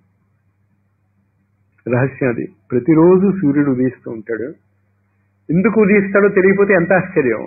అదేంటో కరెక్ట్ గా 12 గంటలకు వచ్చేస్తాడు సూర్యుడు. తెలిస్తే మీకు ఏమైనా ఆశ్చర్యం ఉందా? ఎందుకు సూర్యుడు ఉదయిస్తాడు కరెక్ట్ గా పొద్దున్న? సూర్యుడు ఎందుకు ఉదయిస్తాడు తెలుసా మీకు? మాది కూడా తెలీదా ఎందుకు ఉదయిస్తాడు సూర్యుడు? ఆధ్యాత్మికత ఏం అడగటం లేదు నేను, మామూలు భూమి సూర్యుడు, భూమి తిరుగుతూ ఉంటుంది, సూర్యుడు ఏం తిరగడు, సూర్యుడు స్థిరంగా ఉన్నాడు, సూర్యుడు చుట్టూ భూమి తిరుగుతోంది కనుక ఆ తిరగటంలో వచ్చేటటువంటి నీడలు వల్ల పగలు రాత్రి ఏర్పడుతుంది. ఇంతకీ రహస్యం ఏంటంటే సూర్యుడు ఉదయించడం. ఎందుకు ఉదయిస్తున్నాడు అని తెలిస్తే లాజ్ అంటాం దాన్ని, నియమములు. అంచేత రహస్య నియమములు మనం చదువుకుంటున్నాం. ప్రకృతిలో జరిగేటటువంటి అన్ని మ్యాజిక్లు నియమాల మీద మాత్రమే ఆధారపడి ఉన్నాయి. నియమం తెలిస్తే మ్యాజిక్ లేదు, అక్కడ రహస్యం లేదు. అంచేత మనం ఇక్కడ చదివేదంతా ఏమిటి అంటే రహస్యమయ సూత్రాలు. పేజీ నెంబర్ 8లో ఉంది, చూసుకోండి. ఒక మనిషి ఒక విషయాన్ని అర్థం చేసుకుని ఆ విషయం గురించి నిరంతరం ఆలోచిస్తూ 10 మందికి ఆ విషయం మీద ఆలోచించటం నేర్పితే ఆ విషయం జరిగిపోతుంది అన్నది ఒక ఆధ్యాత్మిక నియమం. మళ్ళీ చాలా జాగ్రత్తగా అర్థం చేసుకోండి ఏం చెప్తున్నాను. మనిషి ఒక విషయాన్ని గురించి ఆలోచించాడు, ఆలోచించాక ఏం చేయాలి? 10 మందికి ఆ విషయాన్ని చెప్పాలి. తర్వాత ఆ 10 మంది కూడా కలిసి ఆ విషయం గురించి ఆలోచించాలి. ఆలోచిస్తే జరిగిపోతుంది. మనిషి గాలిలో ఎగరాలి వినగానే మొట్టమొదటి 10 మంది ఏమంటారు? పిచ్చివాడు, అసంభవం. అప్పుడు వాడు ఏం చేస్తాడు? సంభవం ఏమో అని 5-6 గురించి చెప్తాడు. వాళ్ళు ఇంకో 10 మందికి చెప్తారు. చివరికి అందరూ కలిసి ఏం చేస్తారు? ప్రయోగాలు చేస్తారు. ప్రయోగాలు చేశాక ఏమవుతుంది? ఎగురుతారు. ఏరోప్లేన్ వచ్చిందిగా. ఆధ్యాత్మిక జగత్తులో కూడా అదే నియమం. ఈ గురువులందరూ చేస్తున్నటువంటి ఆ పని సామూహికత అని నేను ముట్టుకునేదందుకు. ఈ నియమం అర్థం చేసుకోండి. అమృతత్వము, పృథ్వీపై స్వర్గావతరణ సంభవమే, సర్వజనులకి ఆనందము సంభవమే అని ముందు ఒక కొద్ది మంది నమ్మాలి. నియమం అర్థమైంది కదా? ఇందాక చెప్పిన సూత్రం అర్థమైందా మీకు? సైన్స్ లో జరిగిన ప్రతి డిస్కవరీ కూడా అంతే. క్యాన్సర్ కి మందు లేదు, టైఫాయిడ్ కి మందు లేదు, ట్యూబర్క్లోసిస్ కి మందు లేదు. ఇప్పుడు ట్యూబర్క్లోసిస్ కి, టైఫాయిడ్ కి మందులు వచ్చేసాయి, క్యాన్సర్ కి మందు రాలేదు. కానీ సైంటిస్టుల మీద మనకి ఎంత నమ్మకం అంటే ఖచ్చితంగా వాళ్ళు ఎప్పుడో అప్పుడు మందు కనిపెడతారు అని నమ్మకం ఉంది కదా మీకు.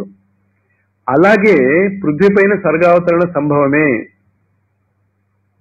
మొదటి పాయింట్. రెండో పాయింట్ 3 చెప్పాను నేను, అది మూడోది. మధ్యన వేద విద్య ఇంటింటా స్థాపించటం అనేటటువంటిది ముందు కొంతమంది బుర్రకెక్కిపోతే అలాంటి వాళ్ళు దాన్ని నమ్మింది కంటిన్యూ చేసేస్తే జరిగిపోతుంది. అదే లా ఉపయోగిస్తున్నాం మనం. ప్రకృతిలో ఏది జరగాలనుకున్నా మీరు అంతే, ఏది జరగాలనుకున్నా మొట్టమొదట మీరు దాన్ని నమ్మాలి. మీరు నమ్మిన తర్వాత నేను ఇది నమ్ముతున్నాను అని 10 మందికి చెప్పాలి. 21వ శతాబ్ది ఉజ్వల భవిష్యత్తుని ఆర్పించాడు ఆయన.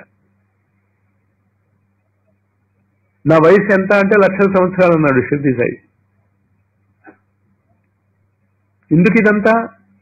అమృతత్వస్య ఈశాన, మీరు అమృతమయ పుత్రులే. ముందు అది మీకు ఒక నమ్మకం కలగాలి. ఇంచేత స్వర్గావతరణ అంటేనే మృత్యువుని జయించే వాళ్ళు జీవించేటటువంటి స్థలము అని అర్థం.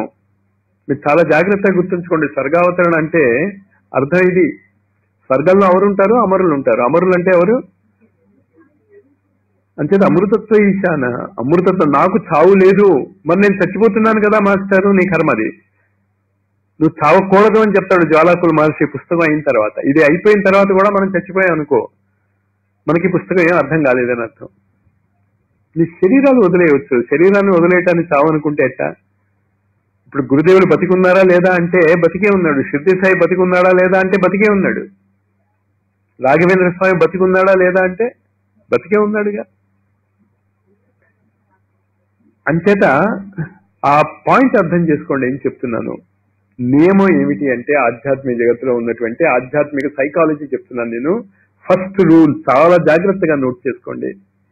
నువ్వు ముందు ఒక దాన్ని నమ్ము, అది ఎంత అసంభవమైనా ఏమీ పర్వాలేదు, ఏదైనా నమ్మండి. 3 తలకాయలు ఉండాలి. ఒక తలకాయ ఏనుగా, ఇంకో తలకాయ గుర్రము, ఇంకో తలకాయ ఆవు. అలాంటి వ్యక్తులు పుట్టాలి అని అనుకోండి మీరు. ఇంకా ఆ ప్రచారం చేయండి. దానికి ఏం పేరు పెడతాం మనం? ఆవు, గుర్రము, ఏనుగా తలకాయలు గల సమాజం నేర్పిస్తున్నాం మనం. ఇది సంభవం అవుతుందా అవదా? అవుతుందా అవదా? ఇది సంభవం. ఎప్పుడు సంభవం అవుతుంది? స్టార్ట్ చేయండి మీరు ఆ అసోసియేషన్. ఇప్పుడు కాకపోయినా ఖచ్చితంగా ఇంకో 1000 సంవత్సరాలకో 10,000 సంవత్సరాలకో అది ఖచ్చితంగా జరిగి తీరుతుంది. అది లా, నియమం అంటే అది. ఏదైనా మీరు అనుకోవచ్చు, కానీ అనుకునేదేదో ఈ ఏనుగుల తలకాయలు గుర్రం తలకాయలు ఎందుకు? పృథ్వీపై స్వర్గావతరణ అనుకోండి, అమృతపుత్రులు అవుతాం అనుకోండి, వేద విజ్ఞానము ప్రకృతి యొక్క శక్తుల యొక్క నియమాలు తెలుసుకున్న వాళ్ళం అవుతాం అనుకోండి. దీనివల్ల ప్రపంచంలో ఉన్న ప్రతి వాడికి ముందు శాంతి, తర్వాత సుఖము. ముందు సుఖం కాదు, ముందు శాంతి, తర్వాత సమృద్ధి, సుఖము. అవి శాంతి ఉంటే ఆటోమేటిక్గా అన్నీ వస్తాయి. అంచేత ఇది మనము కోరుకుంటున్నటువంటి భారతీయులు ప్రపంచానికి అందించవలసినటువంటి విద్య.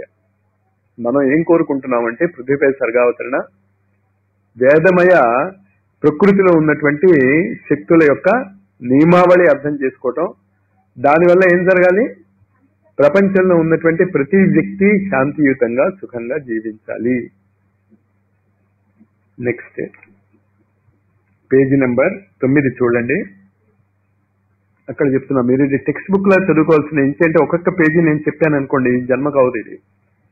చేత ఈ చెప్తున్నటువంటి పాయింట్స్ ఈ 9వ పేజీకి వచ్చాక ఎప్పుడో ఆపుతాను నేను. ఆపాక నెక్స్ట్ వీక్ లోపల ఇందులో ప్రతి లైన్ మీరు చదువుకోవాలి. ప్రతి లైన్ ఎలా చదువుకోవాలి, దాని వెనకాతలు ఉన్నటువంటి ఆలోచన విధానం ఏంటో నేను చెప్తున్నా కదా మీకు ఇప్పుడు. అంచేత మానవ శరీరములో బోల్డ్ లెటర్స్, నేను మెయిన్ గా బోల్డ్ లెటర్స్ క్యాపిటల్స్ మీదే కాన్సన్ట్రేట్ చేస్తున్నా.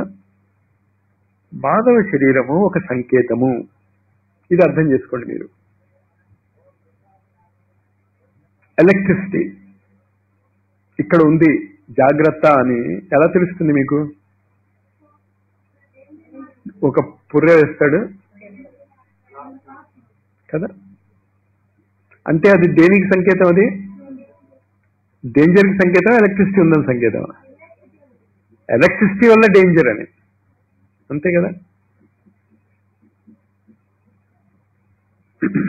ప్రకృతిలో మనకి కంటికి కనిపిస్తున్నటువంటి ప్రతి పదార్థము కూడా ఏదో ఒక చేతనత్వములో మార్పుకి కారణం అవుతుంది అని తెలుపుతుంది మనకి. చాలా జాగ్రత్తగా అర్థం చేసుకోండి. ప్రపంచములో ఉన్నటువంటి ప్రతి పదార్థము కూడా మీ చేతనత్వాన్ని మారుస్తుంది. అండర్లైన్ చేసుకోండి దాన్ని, మళ్ళీ మళ్ళీ బుర్రకు ఎక్కించుకోండి. ఇది గ్యారెంటీ. ఇది ప్రపంచములో మీ కంటికి కనిపించే ప్రతి పదార్థము కూడా మీ చేతనత్వాన్ని మారుస్తుంది. స్లీపింగ్ టాబ్లెట్ పదార్థమే కదా మీ చేతనత్వాన్ని ఏం చేస్తున్నది? స్టీరాయిడ్స్ పదార్థమే కదా మీ చేతనత్వాన్ని ఏం చేస్తున్నది? పెంచుతుంది. అంచేత మీ చేతనత్వంలో మార్పు రావాలి అంటే ఇటు శక్తి అయినా పెరగాలి, లేకపోతే పదార్థాన్నైనా మార్చుకోవచ్చు. అర్థమవుతుందా లాజిక్? చేతనత్వాన్ని శక్తి ద్వారా మార్చుకునేటటువంటిది గురువులు చేసేటటువంటి పని. పదార్థం ద్వారా మార్చుకోవటం మనం చేయగలం. మన చేతిలో మన చేతనత్వాన్ని మార్చుకోవడానికి మన దగ్గర ఏ పదార్థాలు ఉన్నాయి? ఆహార పదార్థాలు ఉన్నాయి, అంతే కదా. యదన్నేనా తిరోహతి, అన్నం తీసుకుంటాడు, కానీ వాడు అన్నము వల్ల ఏర్పడిన దానికి అధిపతి వాడు. ఈ శరీరం దేని వల్ల ఏర్పడింది? అన్నం తినటం వల్ల ఏర్పడింది. కానీ అన్నంకి నువ్వు లొంగిపోవటం లేదు ఈ శరీరానికి. ఈ శరీరము ఏం చెయ్యాలి? నువ్వు చెప్పినట్టు చేయాలి. యదన్నేనా అతిరోహతి, అన్నం తీసుకుంటున్నాడు, కానీ ఆ అన్నము వల్ల ఏర్పడినటువంటి శరీరానికి వాడు ఏమవ్వాలి? అతిరోహతి దాటాలి వాడు. యదన్నేనా అతిరోహతి. ఆ విద్య ఒక్కొక్క సంకేతాన్ని చెప్తుంది. చాలా జాగ్రత్తగా అర్థం చేసుకోండి. ఇది ఆ పాయింట్ మీకు ఎంత అర్థం అవుతే ఆధ్యాత్మిక జగత్తులో అంత తొందరగా మీరు ముందుకు వెళ్తారు. మీ కంటికి కనిపిస్తున్నటువంటి ప్రతి పదార్థము ఒక సంకేతమే. It is a symbol. Symbol అంటే అర్థం ఏంటి? సింబల్లో ఏం లేదు. సింబల్ చెప్పే భావనలో చాలా ఉంది. ఏ, బి, సి, డి ఇవన్నీ సంకేతాలు. ఆ సంకేతాలు భాష మీకు అర్థమవుతే ఇంగ్లీష్ అర్థమవుతుంది. అవునా? అర్థమైందా నేను చెప్తున్నటువంటిది? ఎన్ని సంకేతాలు ఉన్నాయి అలాగే ఇంగ్లీష్ భాషలో? 26 సంకేతాలు ఉన్నాయి అంతే. 26 సంకేతాలతో ఎన్ని పుస్తకాలు రాస్తారు? యద్భూతం యచ్చభవ్యం. ఇదివరకు రాసిన పుస్తకాలన్నీ కూడా ఇంగ్లీష్లోనే రాశారు. రేపు రాయబోయే పుస్తకాలన్నీ కూడా ఇంగ్లీష్లో రాస్తారు. మీకు ఫిజిక్స్ చెప్పాలి, ఇంగ్లీష్లో రాయగలవా? కెమిస్ట్రీ చెప్పాలి, సాంస్క్రిట్ చెప్పాలి, ఇంగ్లీష్లో చెప్పొచ్చా? చెప్పలేమా? చెప్పొచ్చు. అర్థమైందా? ఎన్ని సంకేతాలతో? 26 సంకేతాలతో మానవుడు నేర్చుకోబోయేటటువంటి ప్రతి జ్ఞానాన్ని చెప్పవచ్చు అని మీకు అర్థమైంది కదా. ఉన్నవి 26 సంకేతాలేగా ఇంగ్లీష్ భాషలో. తెలుగులోకి ఎక్కడే వస్తే 50 ఉన్నాయో 56 ఉన్నాయో, ఎంతుంటే ఉంది, వేళ్ల మీద లెక్క పెట్టవచ్చు. 100ల్లో ఏం లేవు అవి సంకేతాలు. కానీ ఆ సంకేతాలు ఎన్ని వాంగ్మయ సృష్టికి కారణం అవుతున్నాయి? ఎంత? 1, 2, 3 ఎన్ని వాంగ్మయం రావచ్చు? అనంతం. ప్రకృతిలో కూడా సంకేతాలు చాలా తక్కువే, కానీ సృష్టి అనంతం. ఈ భావం అర్థం చేసుకోండి. అంచేత కొద్ది సంకేతాలు మీరు పట్టేసుకోగలిగితే సృష్టి రహస్యాలు మీకు అర్థమైపోతాయి. పాయింట్ అర్థమైందా? అంచేత ఈ అనంతమైనటువంటి సృష్టి నేర్చుకోవాలంటే మేము ఎంత నేర్చుకోవాలో అనేటటువంటి గాభరా మీకేం అక్కర్లే. ఇంగ్లీష్ భాష ఎలాగైతే 26 అక్షరాల్లో వచ్చేస్తుందో, వేద విజ్ఞానం అంతా కూడా 24 అక్షరాల్లో పెట్టారు. కానీ అందులో ఉన్నవి 15. మీరు చెక్ చేసుకోండి దాన్ని. కొన్ని రిపీట్ అవుతాయి. గాయత్రి మంత్రంలో ఉన్నటువంటి 24 అక్షరాల్లో కొన్ని అక్షరాలు రిపీట్ అవుతాయి. రిపీట్ అయినటువంటి అక్షరాలు తీసేసి ఎన్ని ఉన్నాయో మీరు హోంవర్క్ గా చూసుకోండి. 15 ఉంటాయని అనుకుంటున్నాను నేను, నా సిద్ధాంత ప్రకారం. 24 గాయత్రి అక్షరాలలో రిపీట్ అయినటువంటి అక్షరాన్ని తీసేస్తే ఉన్నవి ఎంత? 15. అదే శ్రీ సూక్త విద్య 15, లేకపోతే 16 ఉంటే షోడశి విద్య అంటాం. రెండు ఒకదానికొకటి కాంప్లిమెంటరీ విద్యలే.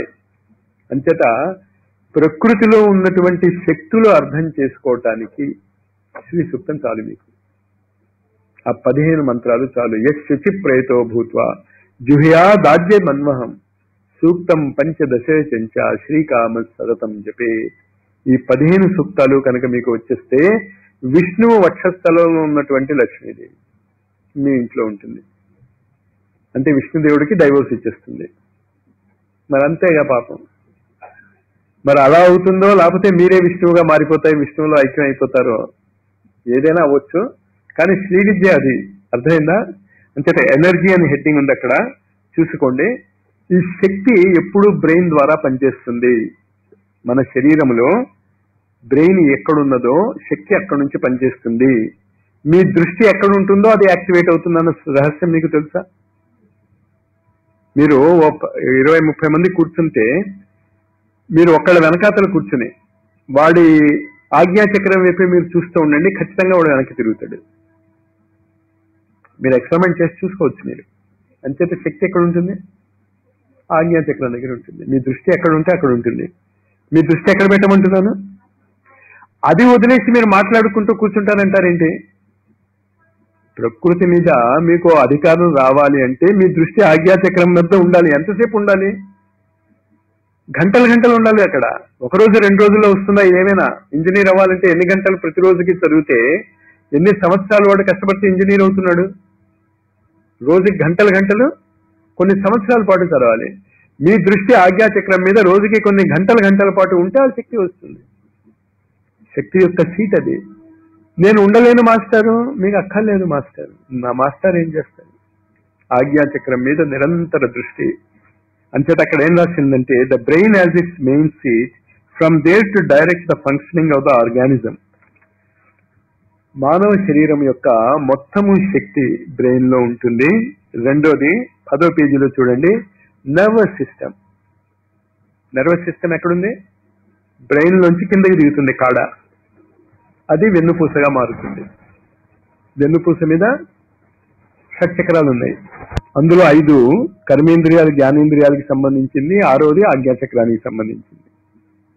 నర్వస్ ఎనర్జీ, చేతనత్వం అక్కడుంది. చేతనత్వం కరెక్ట్ గా పదార్థం మీద పనిచేయకపోతే పారాలిసిస్ అంటాం. అటు వాడి కోరిక ఉంది, జీవించి ఉన్నాడు, కానీ వాడి చేతనత్వం ఆ అంగం వైపు వెళ్ళటంలే, ఆ అంగం పనిచేయటంలే. నెర్వ్స్, అందుకే దాన్ని నర్వస్ డిజార్డర్ అంటాం. పారాలిసిస్ అంటే నెర్వ్స్ పారాలిసిస్ అవుతాయి, శరీరం పారలైజ్ అవుతాం. శరీరం అలాగే ఉంటుంది పాపం, అంత దుఃఖముక్కలాగా ఉంటుంది. కానీ ఏమవుతుంది, నెర్వ్స్ పనిచేయటం లేదు. ఆసనాలు దాన్ని కరెక్ట్ చేస్తాయి. నెర్వ్స్ని, నెర్వ్స్ వల్ల మీ చేతనత్వం ఉంటుంది. మీ చేతనత్వంలో ఆ 72,000 నాడులలో శక్తి ప్రవాహం జరిగినప్పుడు మీకు పరిపూర్ణమైనటువంటి చేతనత్వం వస్తుంది. 72,000 నాడుల్లో ఏది ముఖ్యము అని అడగండి. మీకు చెప్పినటువంటి 10 ఆసనాలు 72,000 నాడుల్ని ఒక కొలిక్కి తీసుకొస్తాయి. దాని తర్వాత ఇంకా చాలా ఉన్నాయి. కానీ మీరు కొత్తగా నేర్పండి అని నా దగ్గరికి చాలా ప్రెషర్స్ వస్తున్నాయి. ముందు దాంట్లో స్పెషలైజ్ కండి. మీ ఉద్దేశం ఏంటి? ఒక నెల మీరు నేర్చేసుకుంటే మీరు ఎక్స్పర్ట్స్ అయిపోయారన్నా? మీకు తెలియాలి ఆ శక్తి ప్రవాహం. ఆ ఆసనం వేస్తున్నప్పుడు ఆ శక్తి ప్రవాహం మీకు గమనిస్తారు. మీకు తెలుస్తుంది ఎటు వెళ్తుందో అది. అప్పుడు ఆ నెర్వ్స్ క్లీన్ అయినట్టు. కంటిన్యూ చేసుకోండి, దాన్ని ఆపకండి. కొత్తవి కావాలి అని అనకండి. కొత్తవి ఇది ఎక్స్పర్ట్ అవుతే కొత్తవి వస్తాయి. నేను చెప్పకపోతే ఇంకోడెవడో చెప్తాడు. ఎవడి కోసం చెప్తుంది? ప్రకృతి చెప్తుంది అంతాను. మూడవది 10వ పేజీలోనే ఉంది, ది బాడీ, శరీరం. అంచేత మన శరీరంలో 3 ఉన్నాయి. ఈ 3 గురించి శ్రీ విద్య చెప్తుంది మీకు, శ్రీ సూక్తం చెప్తుంది. ఒకటి బ్రెయిన్, రెండవది నర్వ్స్, మూడవది బాడీ. బ్రెయిన్ శక్తికి కేంద్రము, నర్వ్స్ చేతనత్వానికి కేంద్రము, శరీరము పదార్థానికి కేంద్రం. పదార్థమయ జగత్తులో జీవిస్తున్నటువంటి వాడికి చావు అంటే చాలా భయం ఉంటుంది. ఎందుకంటే పదార్థం తప్ప వాడికి ఏం తెలియదు. కానీ చేతనత్వం తెలిసిన వాడికి కంటిన్యూటీ ఆఫ్ లైఫ్ తెలుస్తుంది. బ్రెయిన్ గురించి ఆధిపత్యం వచ్చినటువంటి వాడికి లైఫ్ ని కంట్రోల్ చేయడం తెలుస్తుంది. 3 ఉన్నాయి. పదార్థ విజ్ఞానం మాత్రమే మనకి తెలుసు, శరీరం లేకపోతే మనం లేవనుకుంటున్నాం. చేతనత్వ విజ్ఞానం తెలిస్తే, నాడీ సముదాయం మీద మీకు ఆధిపత్యం వస్తే, నాడీ సముదాయము భౌతిక శరీరంలో లేదు. అందుకే ఋషులు చెప్పినటువంటి శక్తి కేంద్రాలు, నర్వ్ సెంటర్స్ డాక్టర్స్ అనాటమీకి అందవు. But they exist. అవి ఎగ్జిస్ట్ అవుతాయన్న దానికి ప్రూఫ్ ఏంటంటే అవి అక్కడ ఉన్నాయి. దాన్ని మీరు ఈ విధంగా చేస్తే మీకు ఈ శక్తులు వస్తాయని వాళ్ళు చెప్పి చేయిస్తారు మీ చేత. వివేకానంద ఛాలెంజ్ చేశాడు అమెరికాలో. మీరు నమ్మరంటారు, మీరు ఎవరో డాక్టర్ నమ్మనన్నాడు.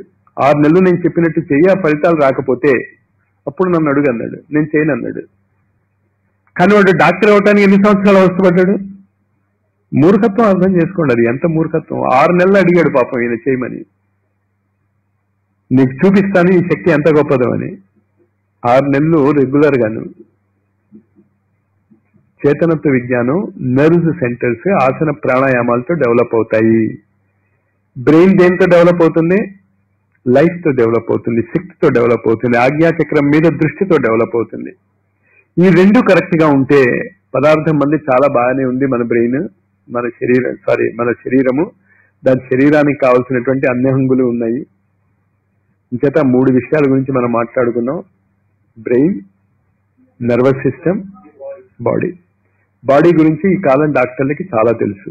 చాలా తెలుసు కాదు, ఇంకా బాడీ గురించి తెలియాల్సిన అవసరం లేదు, అంతా తెలిసిపోయింది. నర్వస్ సిస్టమ్ గురించి, ఎండోక్రైన్ గురించి డాక్టర్లకి చాలా తక్కువ తెలుసు. ఏబిసిడీల్లోనే ఉన్నారు భారతీయ యోగ విద్యతో పోలిస్తే. చాలా చాలా గ్లాండ్స్ అసలు ఎందుకు పనిచేస్తాయో, ఎలా పనిచేస్తాయో కూడా వాళ్ళకి తెలియదు. ఇదంతా కాకుండా అసలు బ్రెయిన్ ఎలా పనిచేస్తుంది, అసలు బ్రెయిన్ యొక్క ఉపయోగం ఏమిటి, సహస్రార చక్రం అంటాం మనం దాన్ని ఆధ్యాత్మిక భాషలో. ఈ విజ్ఞానం అంతా కూడా మనం నెమ్మదిగా నేర్చుకుందాం మనం. ఇంకైతే ఇవాళ ఏం చెప్పాను మళ్ళీ మీరు రిపీట్ చేసుకోండి. ఎవరైనా మైక్ తీసుకుని చెప్తారా? నేను చెప్పిందంతా ఇవాళ డాక్టర్స్ అనేవాళ్ళు ఉండరు అని అంటాను నేను.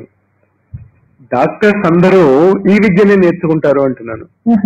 ఏంటి అంటే అక్కడ ఆహారంలో మార్పు తీసుకుంటే మీకు కావలసినటువంటి అన్ని పోషక పదార్థాలు మీకు వస్తాయి. అంచేత ఆయుర్వేదము అంటే రోగరహితమైనటువంటి జీవితం జీవించటంలో స్ట్రెస్ ఉంటుంది తప్ప రోగం వచ్చాక నయం చేస్తాం అనేటటువంటి మూర్ఖత్వం ఉండదు. రాబోయేటటువంటి మార్పు దాన్ని అర్థం చేసుకోండి. మీరు రోగం వచ్చాక ట్రీట్ చేసేవాళ్ళు ఉంటారు, కానీ రోగం రావటం అప్పుడు చాలా జాలిగా చూస్తారు. రోగం ఎవరికైనా వస్తే అదేంట్రా వీడికి రోగం ఎలా వచ్చింది అని. రోగం రాదు, ఆయుర్వేదం అంటే అది. ఇందువల్ల అంటే ఈ ఆహారం వల్ల.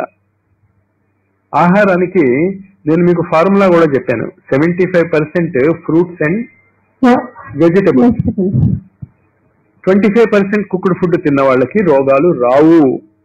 గ్యారంటీ అది. ఉన్న రోగాలు పోతాయి. ఎవరైనా సరే వాళ్ళు ఏ రోగం ఉన్నా గ్యారంటీగా పోతుంది, ఇంక్లూడింగ్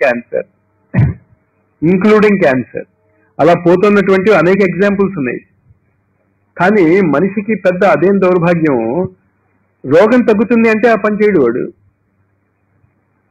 రెగ్యులర్ గా చేయడు ఆ పని. పెరాలిటిక్ స్ట్రోక్స్ తగ్గిన వాళ్ళని చూశాను నేను జిందల్లో.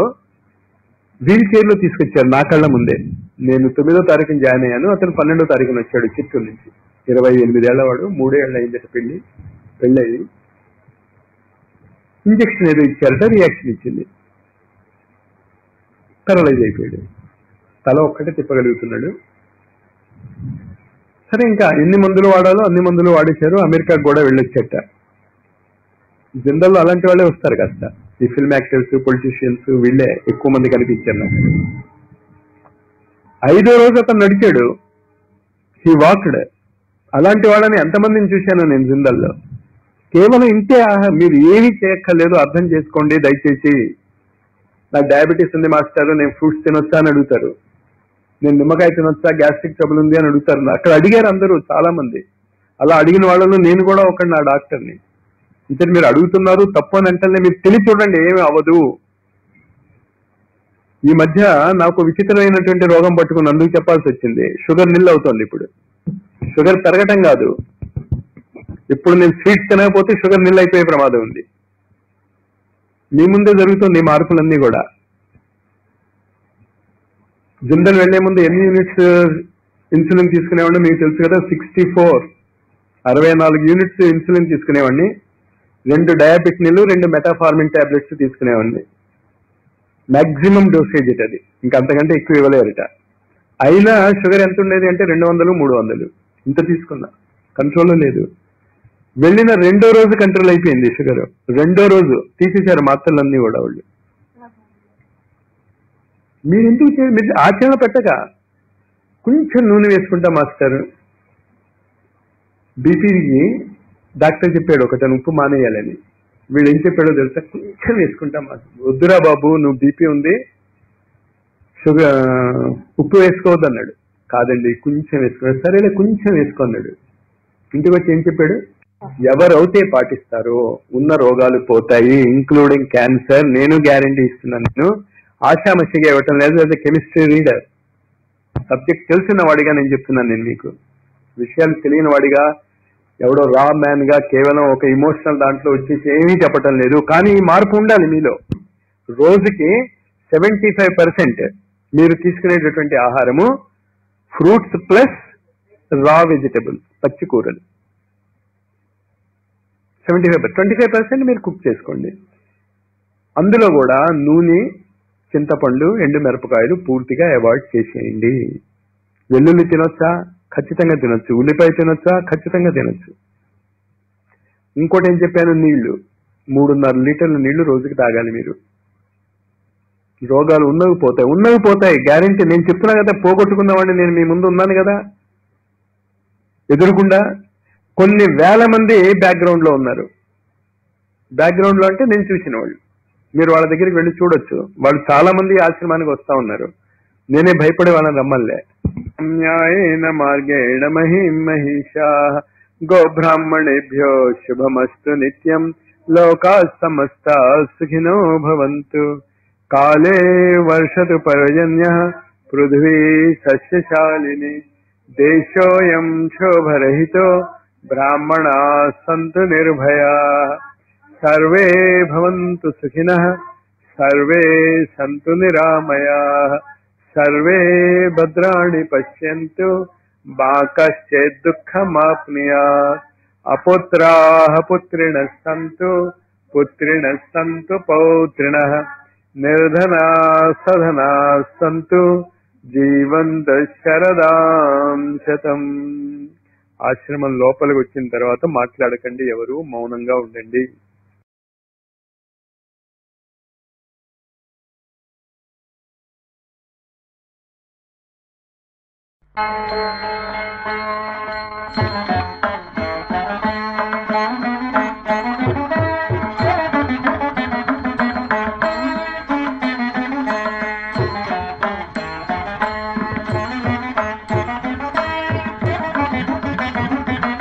రామచరణం రామచరణం రామచరణం మాకు శరణం, మాకు చాలును మౌని మస్తకభూషణం. శ్రీరామచరణం మాకు చాలును మౌని మస్తకభూషణం. శ్రీరామచరణం రామచరణం రామచరణం రామచరణం మాకు శరణం రామచరణం.